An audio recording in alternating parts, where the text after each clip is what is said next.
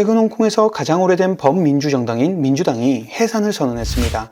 한때 입법회에서 가장 강력한 영향력을 행사했지만 친중파 진영이 홍콩을 잠식하며 중국 정부의 통제 강화와 선거제도 개편 속에서 결국 존립이 어려워진 상태입니다. 여러분들은 홍콩하면 어떤 게 떠오르십니까? 환상적인 야경, 그리고 환율이 미국 달러와 묶여있는 독특한 금융 시스템, 아시아 금융 허브라는 단어들이 떠오르죠. 그런데 최근에 홍콩이 흔들린다는 뉴스가 심심치 않게 보입니다. 왜 그런 걸까요? 2019년과 2020년 홍콩에서는 대규모 시위가 발생했고 세계 언론의 주목을 받았습니다. 이후 중국 본토 정부가 주도한 보안법 제정이 홍콩에 적용되면서 홍콩 경제와 사회가 빠르게 변하고 있습니다. 불과 몇 년 전만 해도 세계 유수의 기업과 인재가 몰려들던 이 도시가 이제는 반대로 탈홍콩 행렬이 이어지고 있는데요. 오늘은 청정부지 부동산 가격의 아이콘이자 아시아 금융 허브로 전 세계 투자자를 사로잡았던 홍콩이 어떻게, 왜 경제적으로 무너지고 있는지, 또 그 뿌리에 어떤 역사적 맥락이 있는지 정리해드리겠습니다. 먼저 우리가 기억하는 전성기 홍콩은 어떤 모습이었는지 떠올려 봅시다. 아시다시피 1980년대부터 1997년까지 홍콩은 오랜 기간 영국의 식민지였습니다. 그 과정에서 영국식 법체계와 행정제도가 뿌리를 내렸고 이를 기반으로 높은 수준의 법치와 경제적 자유를 누릴 수 있었죠.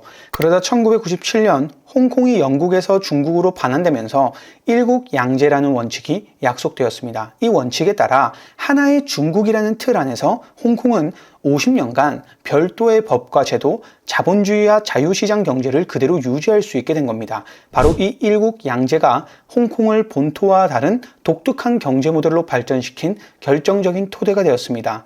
홍콩은 지리적으로 땅이 좁고 산악지형이 많기 때문에 주택, 도시 공급이 매우 제한적일 수밖에 없었습니다. 그런데 흥미로운 점은 홍콩의 모든 땅이 정부 소유라는 사실이죠. 그래서 매년 일정한 양의 토지를 경매나 입찰로 개발용으로 내놓아 공급을 엄격히 조절합니다. 과거엔 이 방식 덕분에 홍콩 부동산 가격이 자연스럽게 세계 최고 수준으로 치솟았고 주차장 하나가 수억에서 수십억 원에 팔렸다는 뉴스가 전 세계를 놀라게 하곤 했습니다. 정부 입장에서도 토지 매각을 통해 막대한 수익을 얻었죠. 어떤 해는 연간 1,600억 홍콩 달러를 벌어들인 적이 있을 정도로 부동산 시장 호황이 곧 홍콩 정부의 재정원이 되었습니다. 이처럼 땅을 파는 모델이 성공하면서 홍콩 정부는 소득세율을 극도로 낮게 유지할 수 있었고 게다가 부가가치세조차 없는 독특한 세제를 구축할 수 있었습니다. 부동산과 금융거래에서 나오는 세수, 수수료만으로도 웬만한 재정을 충당할 수 있었던 거죠. 이처럼 낮은 세금과 영국식 법치에 힘입어 금융, 무역, 물류 같은 서비스 산업이 급성장했습니다. 그 결과 전 세계의 투자자와 기업이 아시아의 관문인 홍콩으로 모여들게 된 겁니다. 이뿐만 아니라 1980년대 이후 중국 본토가 개혁 개방 정책으로 급속하게 부유해지자 본토 부자나 기업인들은 자신들의 자산을 안전하게 보관할 수 있는 곳을 찾기 시작했습니다. 당시로서는 홍콩만큼 적합한 장소가 없었죠. 서구식 법체계와 사법 독립, 게다가 중국 본토와 가까우면서도 세율이 낮다는 장점까지 갖추고 있었으니까요. 그 덕분에 본토에서 흘러들어오는 거대한 자본이 고가의 홍콩 부동산과 기업 등에 막대한 투자를 하게 되었습니다. 바로 이 본토 자본이 이미 국제 금융 중심지로 떠오르던 홍콩을 더욱 확고한 금융 허브로 만들어 주었습니다. 말하자면 중국과 세계를 잇는 게이트웨이 역할을 맡게 된 것이죠. 하지만 이 특수한 모델이 영원할 것이라고 여겨지던 홍콩이 2019년을 기점으로 크게 흔들리기 시작합니다.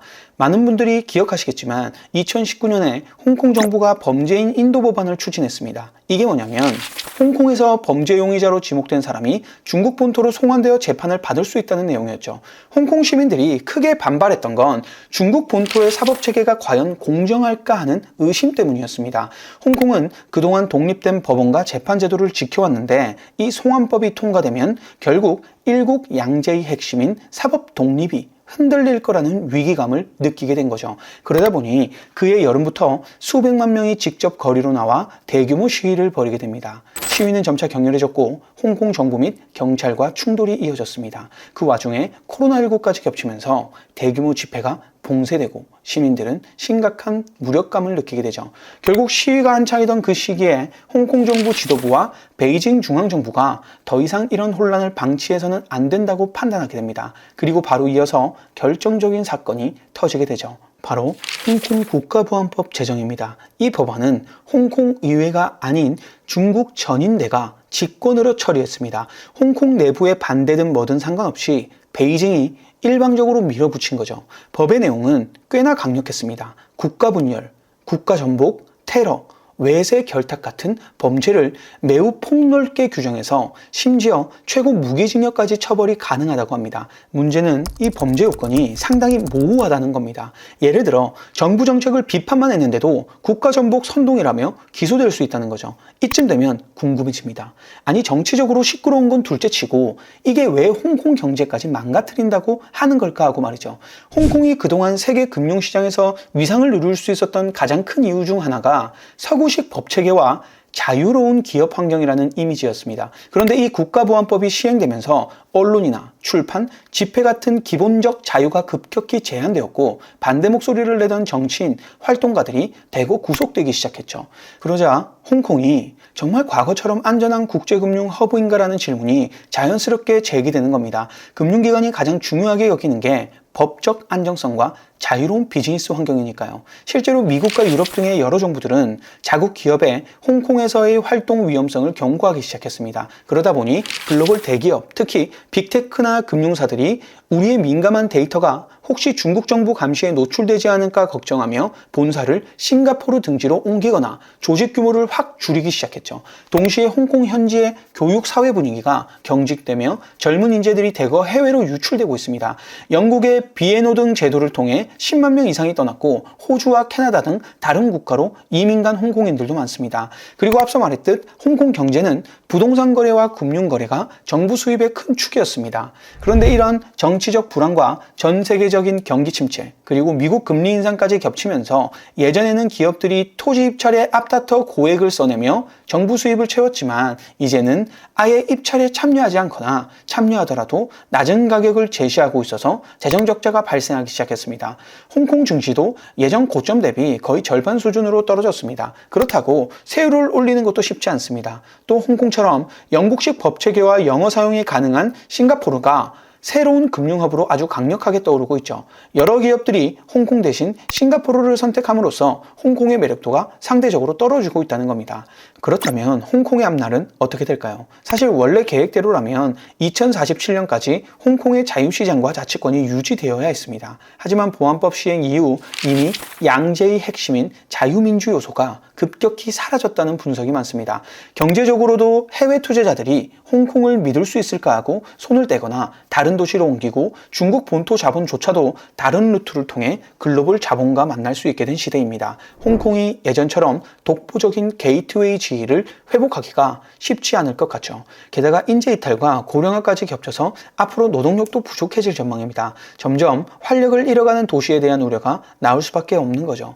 과거 홍콩은 아시아에서 가장 열정적이고 국제적인 도시 중 하나로 손꼽혔습니다. 하지만 지금은 정치적 자유가 줄어들고 경제적 활력마저 잃어가며 기업과 인재들이 떠나는 도시가 됐습니다. 물론 중국 정부 입장에선 오히려 이제 더 안정적이고 안전한 상태라고 주장할 수 있겠지만 그 반대 급부로 홍콩이 가진 표현의 자유, 법체계 독립, 개방성 같은 핵심 자산이 무너졌다는 비판을 피하기 어렵습니다. 결국 홍콩 경제가 위기에 빠진 결정적 이유는 자유와 법치라는 국제사회의 신뢰가 한순간에 사라져버렸다는 점입니다. 앞으로 홍콩이 어떻게 달라질지는 지켜봐야겠지만 한 가지 분명한 건 한때의 영광을 되찾기는 쉽지 않아 보인다는 건 사실입니다. 홍콩의 변화를 지켜보며 정치적 자유와 제도적 신뢰가 한 도시의 경제를 얼마나 크게 좌우하는가를 다시금 생각해 볼 필요가 있을 것 같습니다. 영상 시청해 주셔서 감사합니다.